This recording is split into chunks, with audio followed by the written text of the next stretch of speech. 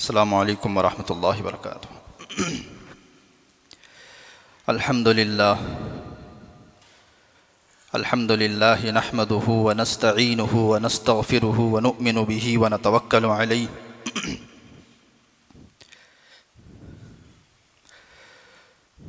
ونعوذ باللہ من شرور انفسنا ومن سیئات اعمالنا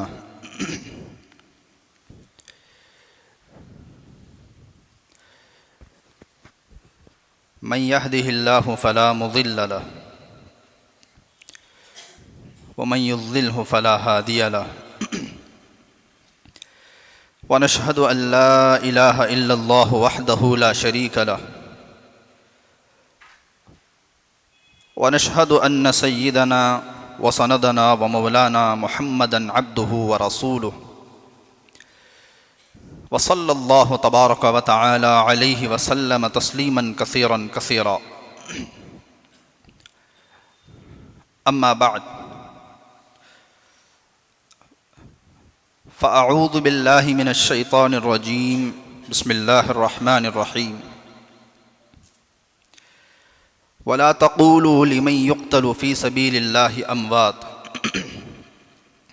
بل أحياء ولكن لا تشعرون وَلَنَبْلُوَنَّكُمْ بِشَيْءٍ مِّنَ الْخَوْفِ وَالْجُوعِ وَنَقْصٍ مِّنَ الْأَمْوَالِ وَالْأَنفُسِ وَالثَّمَرَاتِ وَبَشِّرِ الصَّابِرِينَ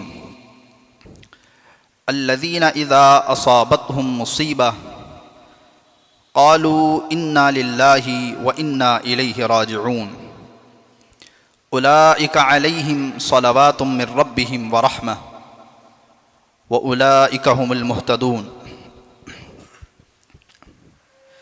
وقال تعالى في موضع آخر ولا تحسبن الذين قتلوا في سبيل الله أمواتا بل أحياء عند ربهم يرزقون صدق الله العظيم۔ ہر قسم کی تمام تعریفیں سزاوار ہوں اس خالق کائنات پر جو تمام جہانوں کا پالنہار ہے۔ درود و سلام ہو ذات قدسی والشیم صاحب الجود والکرم تاجدار حرم نبی اکرم صلی اللہ علیہ وسلم پر اور آپ کی آل اور اولاد پر، تمام صحابہ پر، تابعین پر، تبع تابعین پر، متبعین پر، تمام اولیاء اللہ پر، اسی طریقے سے یہ سلسلہ چلتا رہے قیامت تک کے آنے والے تمام مسلمانوں پر۔ میرے محترم عزیز دوستوں، بزرگوں اور نوجوان ساتھیوں، محرم الحرام کی آج 9 تاریخ ہے۔ کل عاشورے کا دن ہے۔ محرم کی 10ویں تاریخ کو بہت سارے واقعات پیش آئے ہیں۔ اگرچہ بعض واقعات کے سلسلے میں روایات ضعیف ہیں، لیکن مؤرخین نے اور محدثین نے ان کو بیان کیا ہے۔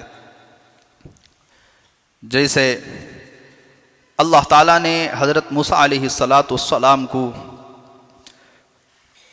اور بنی اسرائیل کو فرعون سے جو نجات دی ہے، اور فرعون جس دن سمندر میں غرق ہوا ہے وہ یہی محرم کی 10ویں تاریخ اور عاشورے کا دن تھا۔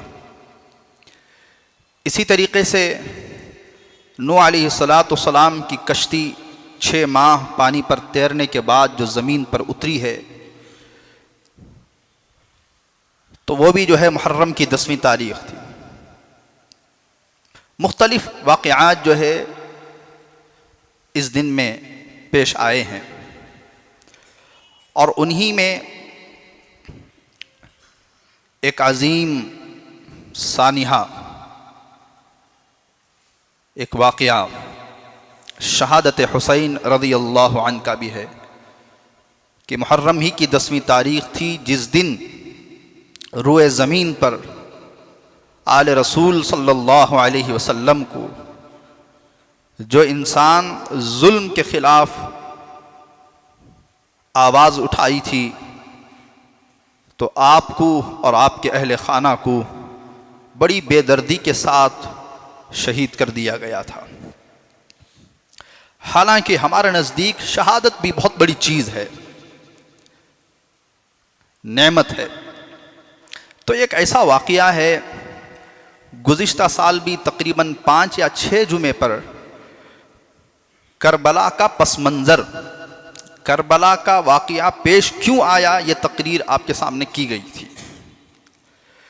لیکن اب اتنی تفصیل سے تو اس بار ذکر کرنے کی کوئی ضرورت نہیں ہے، لیکن اللہ نے جب سے بولنے کا موقع دیا ہے 8-10 سال سے، جس جمعے بھی شہادت حسین کا عنوان لے کر کے یہ گنہگار بیٹھا ہے، تو مکمل واقعے کو بیان کر نہیں پایا ہے۔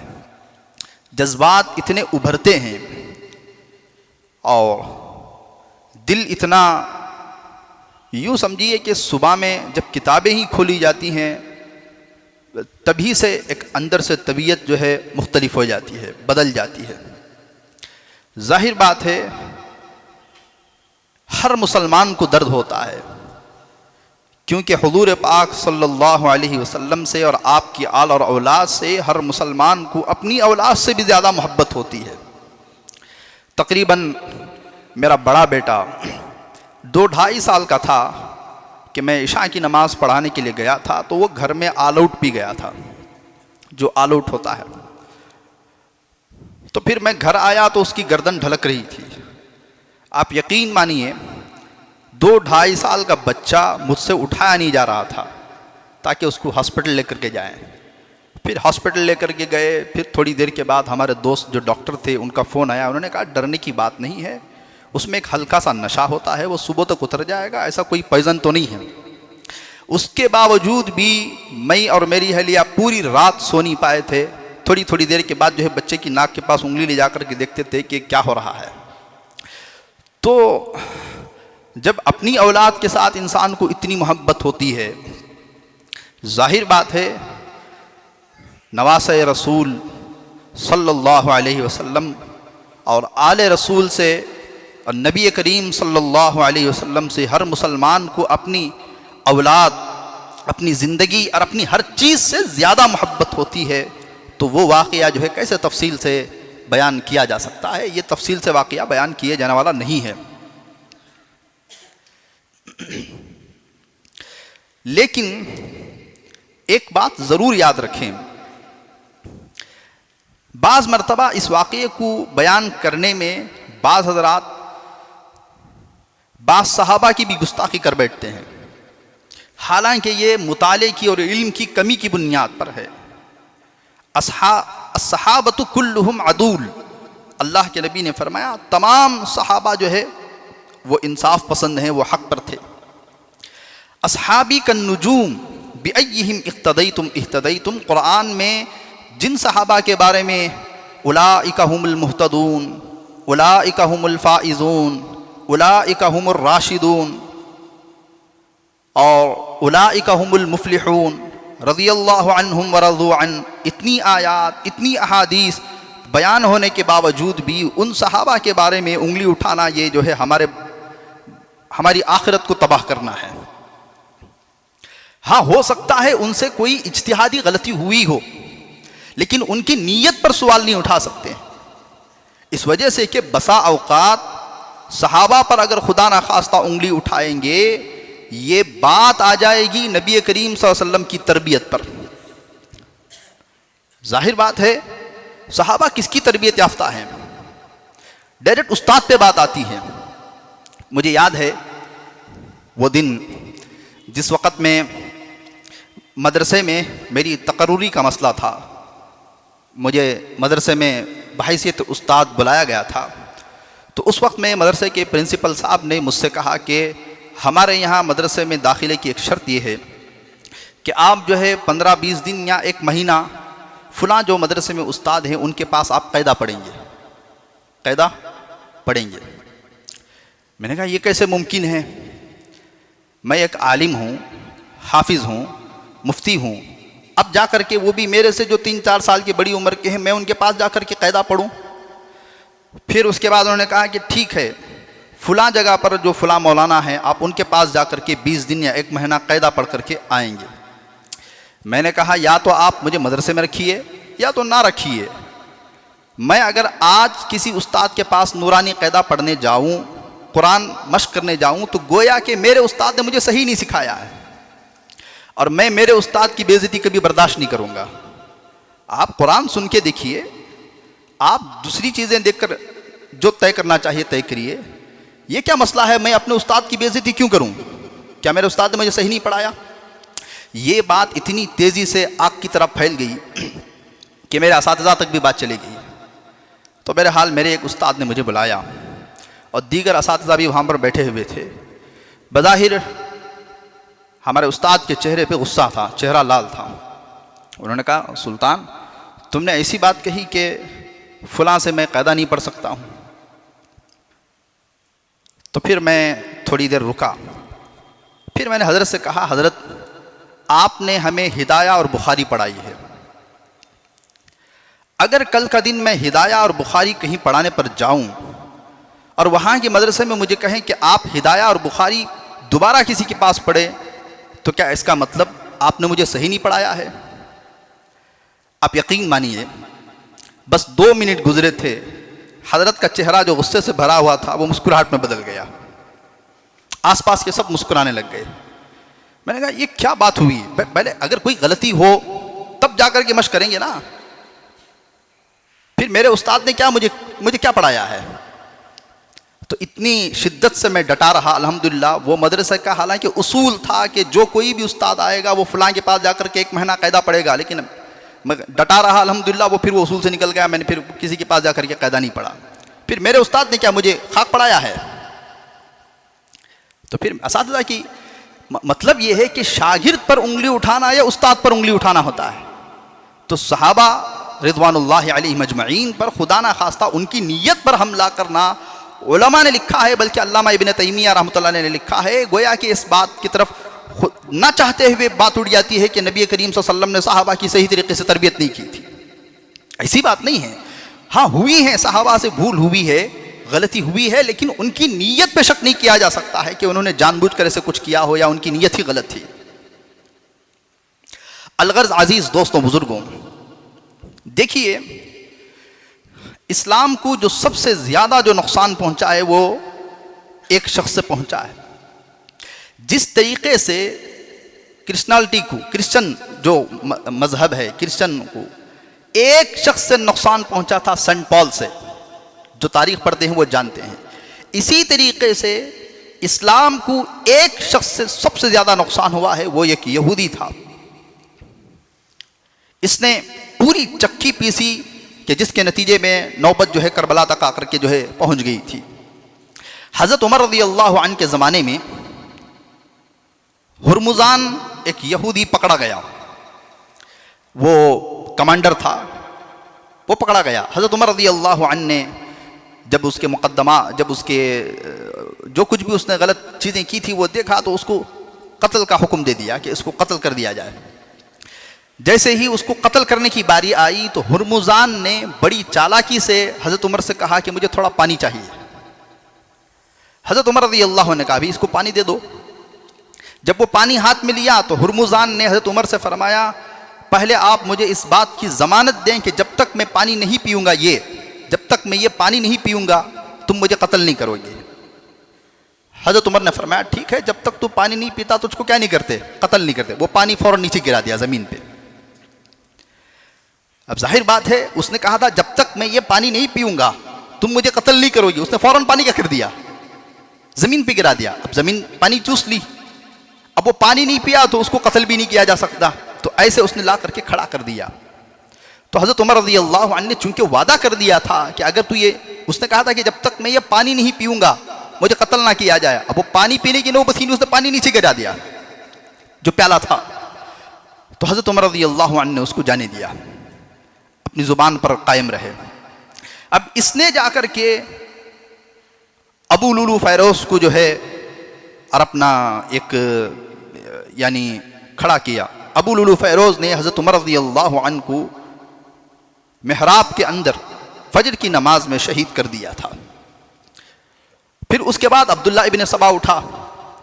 عبداللہ ابن سبا جو ہے حضرت عثمان رضی اللہ عنہ کے دور میں اسلام کا لبادہ اوڑھ کر کے، اسلام کا لباس پہن کر کے وہ اندر مسلمانوں کے اندر داخل ہوا اور مسلمانوں کی کمزوری تلاش کرنے کی کوشش کی. چونکہ حضرت ابوبکر صدیق رضی اللہ عنہ کے دور سے، بلکہ نبی کریم صلی اللہ علیہ وسلم کا آخری دور سے اسلام اس تیزی کے ساتھ پھیلنا شروع ہو گیا تھا، اسلام اتنی رفتار کے ساتھ پھیلنا شروع ہو گیا تھا کہ اب اس کو روکنا ان کے بس کی بات نہیں تھی.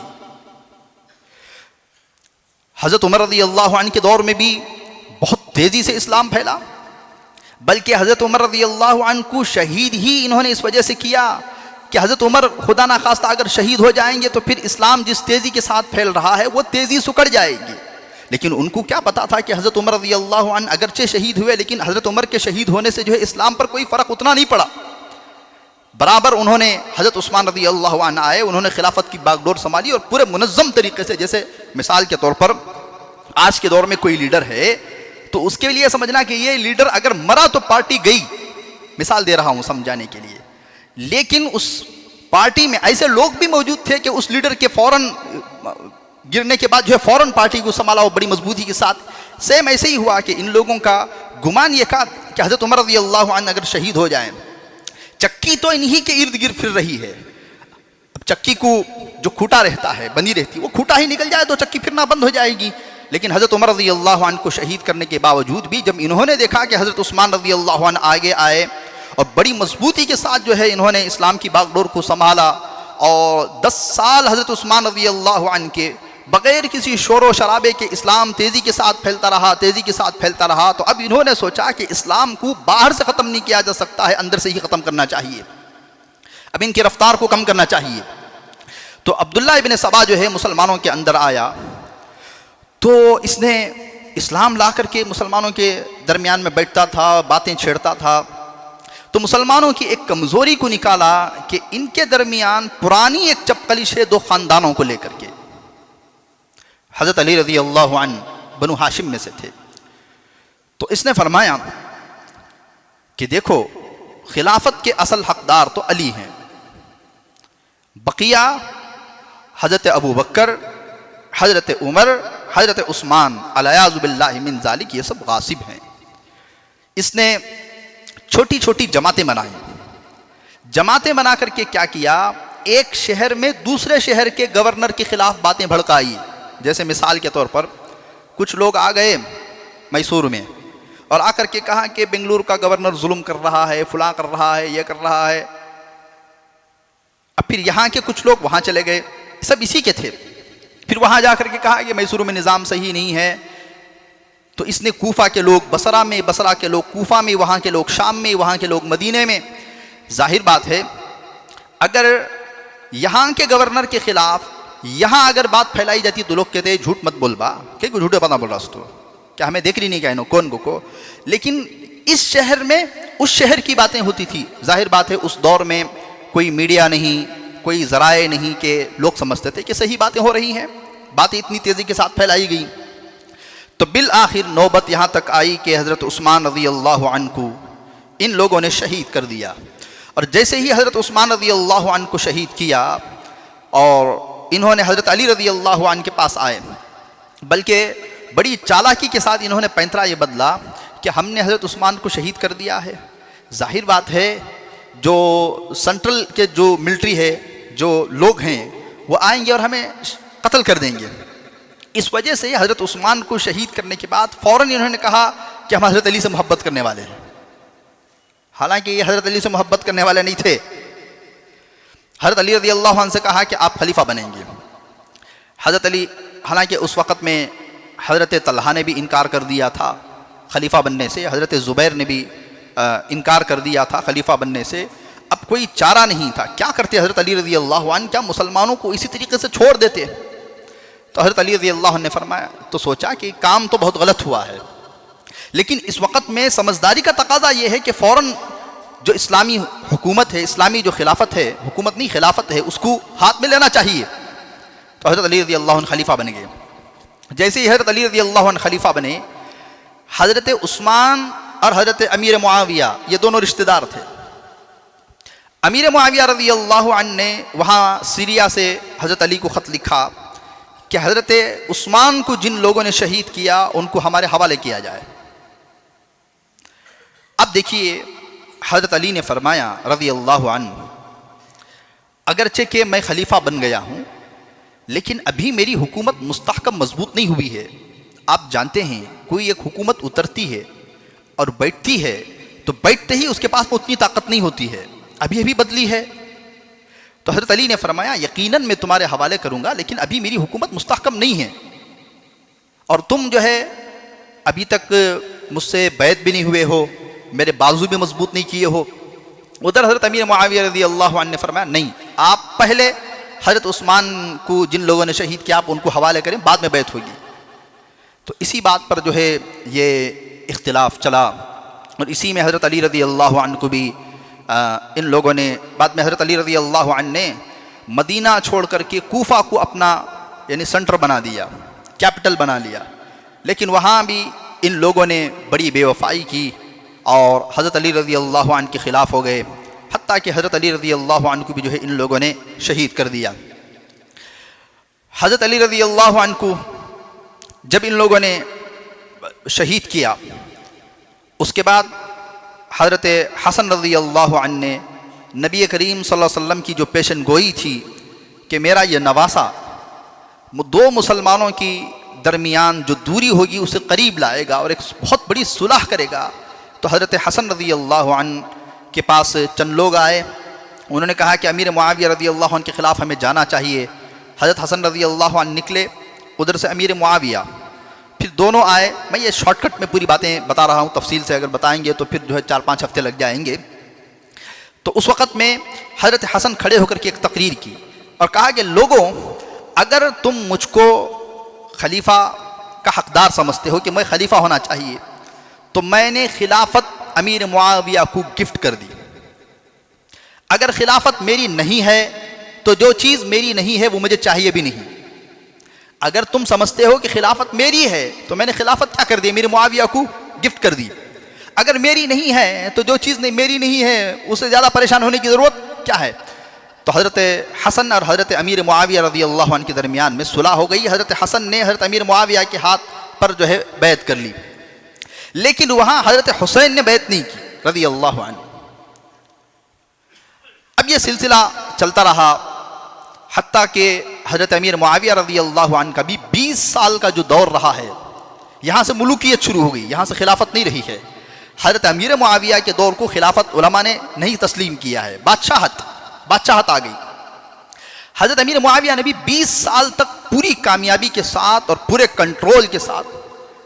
آپ کو معلوم ہونا چاہیے جن لوگوں کو سب سے پہلے اللہ کے نبی نے گورنر بنایا تھا ان میں امیر معاویہ ہیں رضی اللہ عنہ. مطلب یہ ہے کہ بہت پرانے سیاست جاننے والے اور بہت پرانا سیاست میں تجربہ رکھنے والے تھے حضرت امیر معاویہ رضی اللہ عنہ. بڑا کنٹرول تھا. 20 سال تک امیر معاویہ نے جب تک ان کے ہاتھ میں اسلام کی باغڈور رہی انہوں نے بہت کنٹرول کے ساتھ جو ہے سنبھالا. لیکن حضرت امیر معاویہ رضی اللہ عنہ کا جب آخری وقت آیا تو حضرت امیر معاویہ کے پاس حضرت مغیرہ ابن شعبہ رضی اللہ عنہ گئے، صحابی رسول. اب انہوں نے امیر معاویہ سے کہا کہ دیکھو اس خلافت کو لے کر کے پہلے ہی بہت مسلمانوں کا خون بہہ چکا ہے، تقریباً 1 لاکھ کے آس پاس جو ہے مسلمان شہید ہو گئے.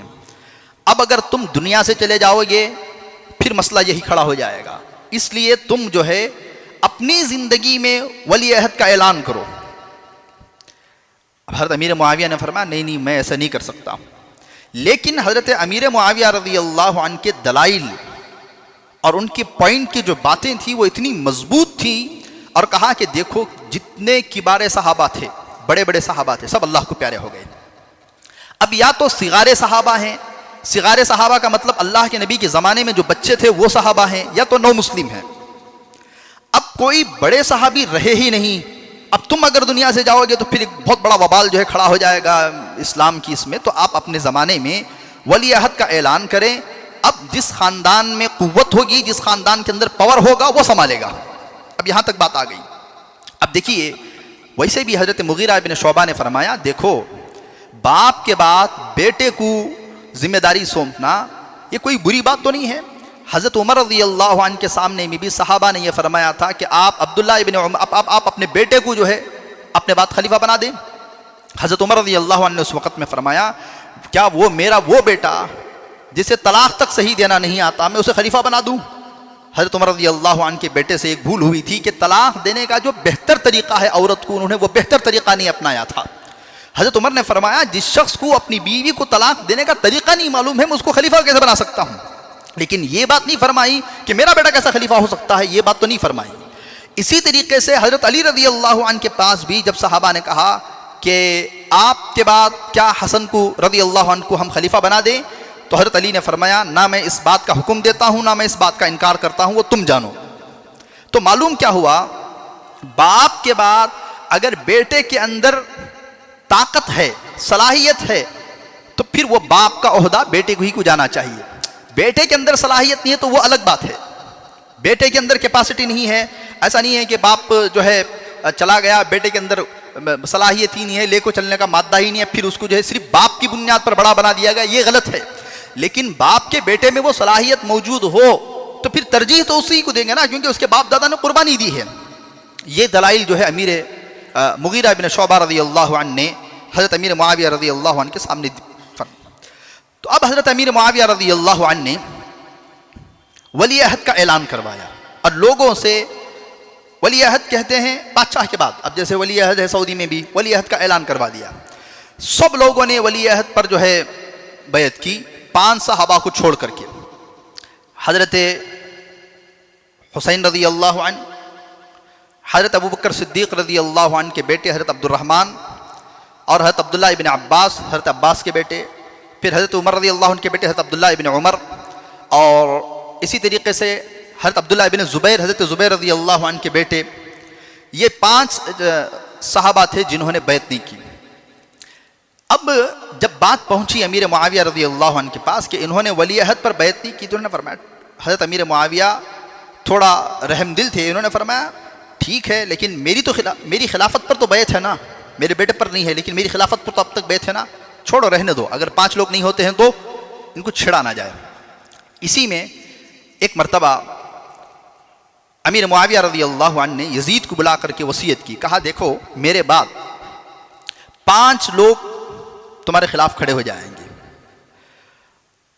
عبد الرحمن بن ابو بکر کے بیٹے عبد الرحمن، 5 لوگوں نے ابھی تمہاری ولی عہد کی یعنی بیعت نہیں کی نا، تو یہ 5 لوگوں میں عبد الرحمن بن ابی بکر بڑی عمر کے ہو گئے ہیں، یہ اب عورتوں کے درمیان میں بیٹھے رہیں گے، یہ عورتوں کے درمیان باتیں کریں گے، ان کو چھوڑ دینا. رہا مسئلہ عبداللہ ابن عمر کا، یہ متقی آدمی ہے، جب دیکھے گا کہ حالات خراب ہو گئے ہیں یہ بیت اللہ پکڑ لے گا، مسجد کا کنارہ پکڑ لے گا، اس کو بھی چھوڑ دینا. اور پھر فرمایا عبداللہ ابن عباس رضی اللہ عنہ، ان کا مزاج جو ہے فقہی مزاج ہے، یہ پڑھنے پڑھانے میں لگے رہیں گے، لیکن 2 لوگ گرجیں گے، 2 لوگ تمہارے خلاف بڑی شدت کے ساتھ کھڑے ہوں گے. وہ کون ہیں؟ ایک عبداللہ ابن زبیر، یہ شیر کی طرح گرجے گا، اس کو تم جو ہے قتل کر دینا. اور حسین بھی تمہارے خلاف ہوں گے، لیکن حسین کے ساتھ نرم رویہ اختیار کرنا، وہ آل رسول میں سے ہے. اور پھر فرمایا کہ دیکھو میرے بعد تم قرآن اور حدیث کی بنیاد پر ان ساری چیزوں کو لے کر کے چلنا، اور ہمارے سامنے حضرت ابوبکر صدیق رضی اللہ عنہ کی مثال ہے، حضرت عمر کی مثال ہے، حضرت عثمان کی مثال ہے. جب یہ نام لے رہے تھے نا تو یزید نے کہا کہ دیکھو ابا، قرآن اور حدیث کی جہاں تک بات ہے ہم وہاں تک لے کر کے چلیں گے، بقیہ ابوبکر عمر عثمان کی بات ہم سے نہ کیجیے. تو پھر اس وقت میں حضرت امیر معاویہ کی دماغ میں بات آئی کہ اوہو، میں نے اپنے بیٹے کے بارے میں جو میرے دل میں رائے تھی وہ غلط رائے تھی، تو یہ تو کہیں اور نکل گیا ہے. یزید نے کہا کہ قرآن اور حدیث تک کی جہاں تک بات ہے اسی کے مطابق ہم چلیں گے، لیکن ابو بکر اور عمر اور عثمان رضی اللہ عنہم کی جہاں تک بات ہے ان کے اوپر ہم ان کے فالو کر چلنے کے ہم پابند نہیں ہیں. لیکن یہ حضرت امیر معاویہ کا آخری وقت تھا، اس وقت میں وہ کچھ نہیں کر سکتے تھے. تو بالآخر حضرت امیر معاویہ جیسے ہی دنیا سے گئے.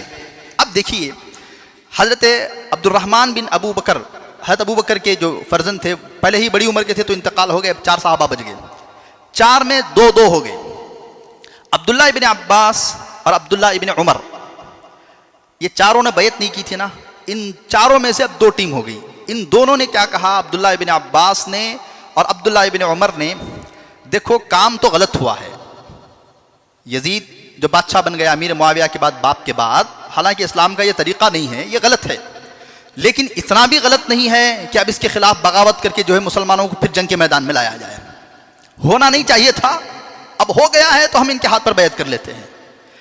اب 2 ہو گئے، حضرت حسین اور حضرت عبداللہ بن زبیر رضی اللہ عنہما، ان دونوں نے فرمایا نہ، ہم کبھی اس ظلم کو برداشت نہیں کریں گے۔ اور ہوا بھی یہ تھا کہ یزید جیسے ہی تخت پر بیٹھا تھا اس کی ظلم کی داستانیں ابھر کے آنا شروع ہو گئی تھی، فلاں جگہ اس نے یہ ظلم کیا، فلاں جگہ یہ ظلم کیا۔ اب یہ پورا سلسلہ ہی گویا کہ اسلام کا جو طریقہ تھا خلیفہ بننے کا، وہ طریقہ ہی انہوں نے بدل دیا۔ اب حضرت حسین رضی اللہ عنہ اور حضرت عبداللہ ابن زبیر رضی اللہ عنہ میں بھی ایک بات میں اختلاف ہو گیا۔ وہ کیا اختلاف ہو گیا؟ عبداللہ ابن زبیر رضی اللہ عنہ نے فرمایا دیکھو ہم مکے میں رہ کر کے ہم کوفہ پر پریشر بنائیں گے، ہم یہاں پر رہ کر کے وار کریں گے، یہاں سے ہمیں نکلنا نہیں چاہیے، یہ ہمارا مضبوط قلعہ ہے، ہم اپنے علاقے میں رہیں گے، ہم اپنی منزل، ہم اپنے گھر میں رہیں گے، یہاں رہ کر کے ہماری طاقت مضبوط رہے گی اور ہم جو ہے پریشر ڈالیں گے۔ لیکن ادھر کیا ہو گیا، حضرت حسین رضی اللہ عنہ کے پاس میں کوفہ سے مسلسل خطوط کا تانتا لگا ہوا تھا کہ آپ آ جائیں، کوفہ تشریف لائیں، ہم آپ کے ہاتھ پر بیعت کریں گے اور یزید کو ہم تخت سے اتاریں گے، اور اسلام کے اندر یہ جو غلط چیز پھیل گئی ہے، جو ظلم پھیل رہا ہے، ہم اس کو برداشت نہیں کریں گے۔ یہ مسلسل خطوط آ رہے تھے اور یہ خطوط خفیہ تھے، یہ راز کی بات تھی۔ لیکن حضرت حسین نے فرمایا نہیں، میں کوفہ جاؤں گا۔ کئی صحابہ نے حضرت حسین رضی اللہ عنہ سے فرمایا دیکھو انہوں نے تمہارے باپ کو بھی شہید کیا کوفہ والوں نے، اور حضرت حسن کو بھی زہر دے دیا۔ حالانکہ اس چیز میں اختلاف ہے، بعض حضرات کہتے ہیں کہ حضرت حسن رضی اللہ عنہ جو ہے اپنی موت اپنی اعتبار سے وفات پائے، لیکن بعض مورخین کہتے ہیں کہ حضرت حسن کو، بڑے بھائی کو 3 مرتبہ زہر دیا گیا، پہلی 2 مرتبہ میں آپ بچ گئے، جب تیسری مرتبہ زہر دیا گیا اور آپ کو خون کے پاخانے دست شروع ہو گئے تھے، آپ استنجا جا کر کے آئے، حضرت حسین رضی اللہ عنہ کی آنکھ میں آنسو تھے۔ حضرت حسین نے فرمایا کہ بھائی جان آپ بڑے نرم بن رہے تھے ان کے سلسلے میں، اور آپ نے بڑی نرمی دکھائی تھی، دیکھا ان لوگوں نے آپ کے ساتھ کیا کیا، آپ تو پہلے ہی سے بھولے بھالے ہیں، بڑے نرم دل تھے، لیکن پھر بھی آپ بہرحال اس سے پہلے بھی تو 2 مرتبہ آپ کو زہر دیا جا چکا ہے، لیکن اللہ تعالیٰ آپ کی حفاظت فرمائے گا، اللہ تعالیٰ آپ کو بچائے گا۔ تو جب یہ بات کہی تو حضرت حسن نے فرمایا حسین نہیں، اب کی بار میں نہیں بچوں گا۔ کہا کیوں؟ کہا ابھی میں جب استنجا کو جا کر آیا تو میں نے دیکھا میرا کلیجہ کٹ کر کے باہر آ گیا، اب بچنے کی کوئی گارنٹی نہیں ہے، اب میں نہیں بچ سکتا، میرا وقت بہت کم ہے۔ فرمایا بھائی اتنا تو بتا دو کہ کس نے آپ کو زہر دیا؟ حضرت حسن نے فرمایا اگر میرا گمان ہے کہ جس نے مجھے زہر دیا میں نام بتا دوں اور تم اس کو قتل کر دو گے، اگر خدا نہ خواستہ وہ نہیں نکلا تو میں اللہ کو کیا جواب دوں گا؟ اگر وہی ہے تو میں اللہ کے پاس وہ معاملہ طے کر لوں گا، انہوں نے تمہارے بھائی کو بھی شہید کر دیا تھا، آپ ہرگز کوفہ نہ جائیں۔ لیکن حضرت حسین رضی اللہ عنہ بہت انہوں نے ٹھان لی تھی، ان کے دل میں یہ تھا کہ جب اتنے لوگ خطوط بھیج رہے ہیں، لیکن انہوں نے خطوط کی بات سب کے سامنے نہیں بتائی، چونکہ وہ ایک راز کی بات تھی، وہ سب کے سامنے بتا بھی نہیں سکتے تھے، چونکہ مکہ کے اندر بھی یزید کے CID موجود تھے، اگر بولتے تو پھر وہ فوراً بات چلی جاتی کہ فلاں شہر سے فلاں کوفہ سے فلاں نے خطوط ڈالے ہیں، وہ پکڑ کے ان کو سب کو قتل کر دیتا۔ اس وجہ سے حضرت حسین رضی اللہ عنہ نے اس وجہ سے نام ظاہر نہیں کیا، اگر میں نام ظاہر کروں گا کہ 80 خطوط تھے، فلاں لوگوں نے خطوط دی ہیں تو بیچارے ان کو مار دیا جائے گا۔ یہاں تک کہ حضرت حسین رضی اللہ عنہ کے سوتیلے بھائی محمد حنیفہ ان کا نام تھا، یہ حضرت علی رضی اللہ عنہ کی دوسری بیوی کے بچے تھے، چھوٹے بھائی تھے۔ انہوں نے بڑی لاجیکل انداز سے حضرت حسین رضی اللہ عنہ کو روکا، مکے سے باہر 8-10 کلومیٹر چلے گئے تھے حضرت حسین، جیسے مثال کے طور پر یوں سمجھو کہ میسور چھوڑ کر کے سری رنگ برن تک چلے گئے تھے، وہاں آ کر کے انہوں نے کہا کہ آپ نہ جائیں، اب میں بھی نہیں آؤں گا، میرے بچوں کو بھی نہیں بھیجوں گا۔ تو حضرت حسین نے فرمایا اچھا تم میری جان پر اپنے بچوں کو فوقیت دے رہے ہو، کہا بات یہ نہیں ہے لیکن تم جاؤ گے تو سیدھے موت کے منہ میں جا رہے ہو اور تم سمجھ نہیں پا رہے ہو. لیکن حضرت حسین رضی اللہ عنہ کو ساری باتیں ایک طرف. علامہ ابن تیمیہ رحمۃ اللہ علیہ نے لکھا یہ وہ تقدیر تھی جو کھینچ کر کے لے جا رہی تھی. نبی کریم صلی اللہ علیہ وسلم ایک مرتبہ رو رہے تھے. پوچھا گیا یا رسول اللہ صلی اللہ علیہ وسلم آپ کیوں رو رہے ہیں؟ کہا جبرائیل آئے تھے، انہوں نے فرمایا کہ ایک چتکبرا کتا، اللہ کے نبی علیہ الصلوۃ والسلام کی زبان ہے ورنہ میں عام طور پر ممبر پہ یہ زبان استعمال نہیں کرتا ہوں، ایک چتکبرا کتا میری اولاد کو کربلا کے میدان میں نوچ کھائے گا. اور پھر حضرت جبرائیل نے اللہ کے نبی علیہ الصلوۃ والسلام کے پاس بوتل میں ایک شیشی میں مٹی دی تھی کربلا کی. فرمایا تھا کہ یہ وہ مٹی ہے جس مٹی میں جو ہے آپ کے آل کو جو ہے آپ کے خاندان کے خون سے رنگ دیا جائے گا. اللہ کے نبی علیہ الصلوۃ والسلام نے وہ بوتل بھی حوالے کی تھی ایک صحابیہ کے حوالے، اور فرمایا وہ صحابیہ فرماتی ہیں جیسے ہی حضرت حسین رضی اللہ عنہ کو شہید کیا گیا وہ بوتل کے اندر جو مٹی تھی وہ لال ہو گئی تھی، اور میں اسی وقت سمجھ میں گئی تھی کہ حضرت حسین شہید کر دیے گئے ہیں. تو بہرحال عزیز دوستوں بزرگوں، اس سے پہلے حضرت حسین رضی اللہ عنہ نے اپنے چچازاد بھائی مسلم بن عقیل کو کوفہ بھیجا. دیکھو یہ جو خطوط آئے ہیں 80 خطوط جو مجھے بلا رہے ہیں، یہ خطوط فرضی ہیں یا اوریجنل ہیں؟ حضرت مسلم بن عقیل کوفہ گئے اور کوفہ جا کر کے بات چیت کی تو سب لوگ جو ہے کہہ رہے ہیں کہ حضرت حسین کو آنے دیجئے اور ہم ان کے ہاتھ پر بیعت کریں گے، ہم ان کے ساتھ شانہ بشانہ کھڑے ہو کر کے لڑنے کے لیے مرنے کے لیے تیار ہیں. تو حضرت مسلم بن عقیل نے یہ خط لکھ دیا کہ یہاں پر سب آپ کے چاہنے والے ہیں، آپ وہاں سے آ جائیں، مکے سے آ جائیں. جب یہ یہاں سے نکل گئے، مکے سے نکل گئے، ادھر جو ہے یزید کو معلوم ہوا کہ کوفہ کا گورنر تھوڑا نرم ہے، لوز معلوم ہو رہا ہے. مسلم بن عقیل کوفہ کے اندر آ گئے ہیں اور وہ مسلم بن عقیل اپنے ہاتھ پر حضرت حسین کی بیعت لے رہے ہیں. لوگوں سے بیعت لیتے تھے مسلم بن عقیل، دیکھو یہ ہاتھ کو حسین کا ہاتھ تسلیم کرنا، میرے ہاتھ پر بیعت کرنا. 18,000 لوگوں نے حضرت مسلم بن عقیل کے ہاتھ پر بیعت کی. 18,000 کوئی معمولی تعداد تو نہیں تھی، 18,000 جو ہے. اب کیا ہوا، جیسے ہی یزید کو معلوم ہوا، اس نے عبید اللہ بن زیاد کو جو کہ بصرہ کا گورنر تھا فوراً کوفہ بھیجا گورنر بنا کر کے، اور کہا کہ تم کوفہ جانا، کوفہ کے گورنر کو ڈسمس کرنا اور چارج تم اپنے ہاتھ میں لے لینا. اب بصرہ کا جو گورنر تھا عبید اللہ بن زیاد، اس نے چالاکی یہ کی لوگوں کا مزاج معلوم کرنے کے لیے، بصرہ سے کوفہ کو اندر داخل ہونے کا راستہ یہ تھا، لیکن اس نے راستہ ادھر کا اختیار کیا. یوں سمجھیے کہ کیرلا سے آنے کا راستہ تو یہ تھا، لیکن یہ آ کر کے رنگ روڈ یوز کر کے پھر ادھر سے ہوتے ہوئے آ کر کے اس نے بنگلور کا راستہ یوز کیا، یعنی مکے کا راستہ یوز کیا. اور اس نے عربی لباس پہنا، عربی لباس پہنا. حالانکہ اس کا لباس یہ نہیں تھا، کیرلا والوں کا لباس تو لنگی اور یہ ہوتی ہے، بھی کوئی ناراض نہ ہو میں ایسی بول رہا ہوں، عام طور پر جو ہے ہوتی ہے. اس نے لباس چینج کیا. اب مغرب کا وقت اس نے سلیکٹ کیا کہ مغرب کے وقت میں جب اندھیرا اندھیرا ہوگا تب جائیں گے. مکے کے راستے سے ادھر مسلم بن عقیل کہہ چکے تھے کہ بھائی آنے والے ہیں.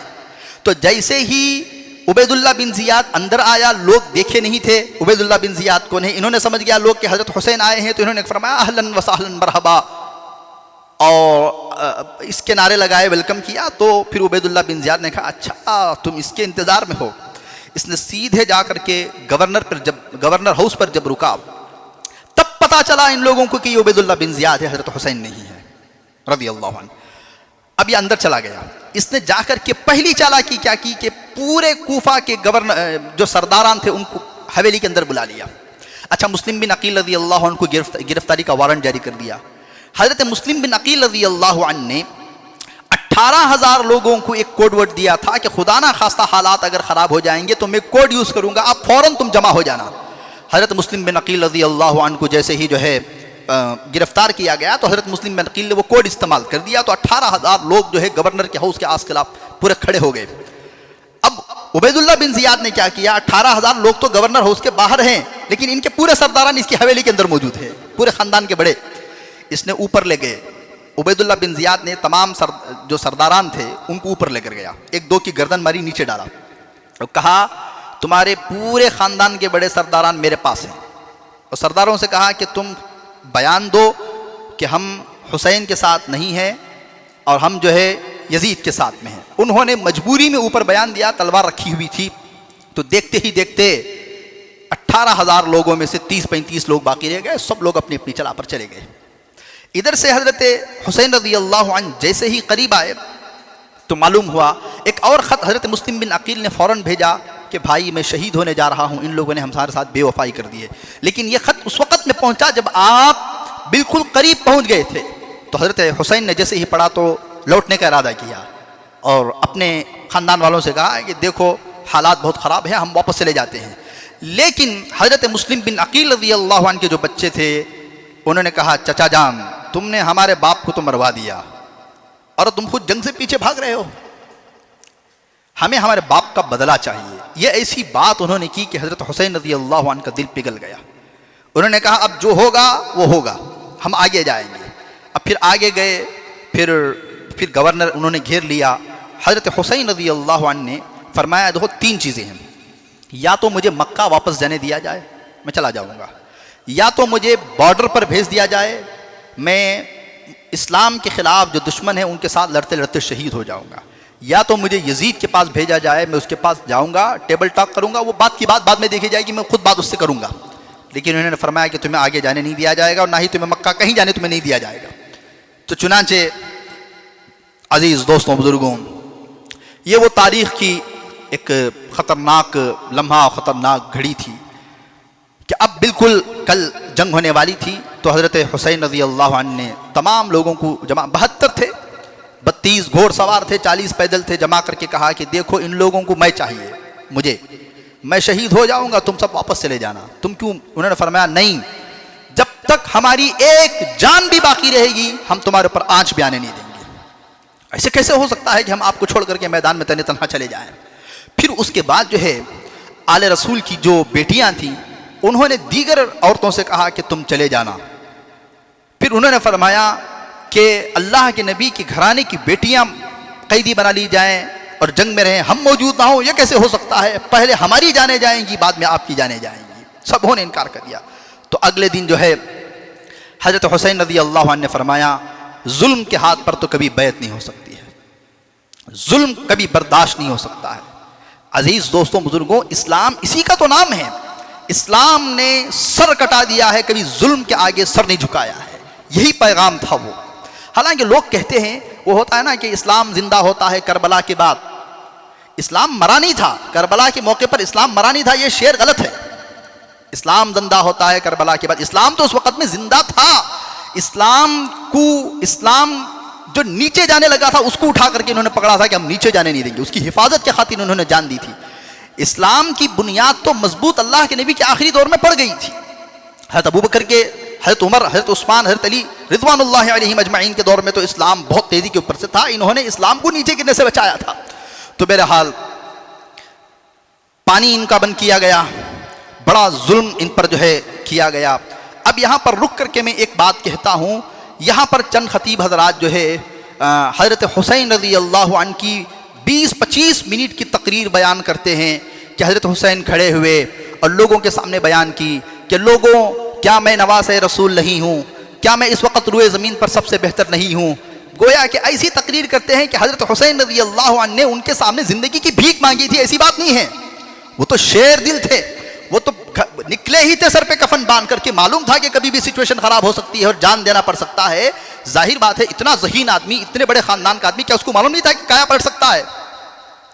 حالانکہ اس وقت میں حضرت حسین رضی اللہ عنہ نے جو جواب دیا وہ ایک جواب تھا کہ الموت احلی من العسل، کہ ہمارے نزدیک موت جو ہے شہد سے زیادہ میٹھی ہے، ہم موت کو گلے لگانے کے لیے تیار ہیں. بقیہ وہ جو نظم بنے ہوئے ہیں کہ مجھ پہ کیوں بند کرتے ہو پانی، کیا میں نانا کا نواسا نہیں ہوں، یہ سب جو ہے ایسی گویا کہ حضرت حسین زندگی کی بھیک مانگ رہے ہو، یہ غلط بات ہے. حضرت حسین رضی اللہ عنہ کے سامنے زندگی کی بھیک نہیں مانگی، وہ تو شیر دل تھے. اس کے بعد جو ہے ایک ایک کر کے جو ہے سب کو شہید کیا گیا. آخر میں حضرت عبداللہ، حضرت حسین رضی اللہ عنہ کے چھوٹے بچے تھے، پیاس سے بڑے ولولا رہے تھے.